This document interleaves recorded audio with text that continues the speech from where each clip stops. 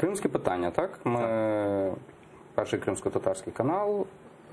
Взагалі дуже мало. Я як міністр фінансів підтримав. Ви підтримували так, і міністр фінансів, так, я погоджуюсь. Дивіться, все правильно говорить Олександр Данилюк. Таке запитання. З Кримом таке враження, що ніхто не знає, що робити реально. І це просто історія на роки. І це кримське питання буде переходити від влади до влади, все буде закінчуватися загальними такими лозунгами, але реально ніхто нічого зробити не зможе. От просто Україна як суб'єкт, як держава.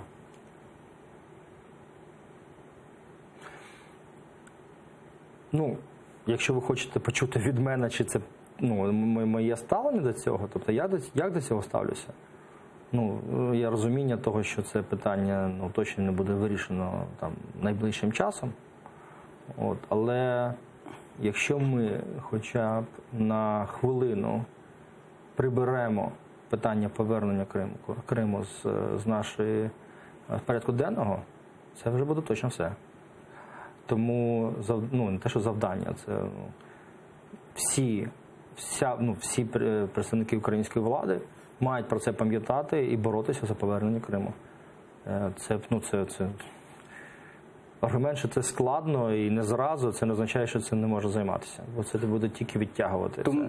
Я вірю в те, що Крим буде знову повернений під контроль. Під контролем стане частиною України. Це історія на десятиліття, на вашу думку?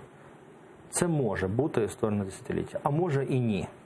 Зараз, насправді, ситуація настільки швидко розвивається. Давайте просто, щоб ми зараз не кидалися якимось. Давайте просто подивимося. 13-й рік. От середина 13-го року.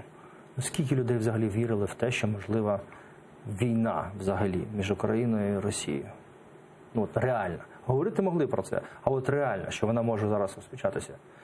Що війська війдуть до Криму, наприклад, я знаю, що такий план був, так? Але те, що він буде реалізований, якось воно, ми не могли собі навіть це уявити.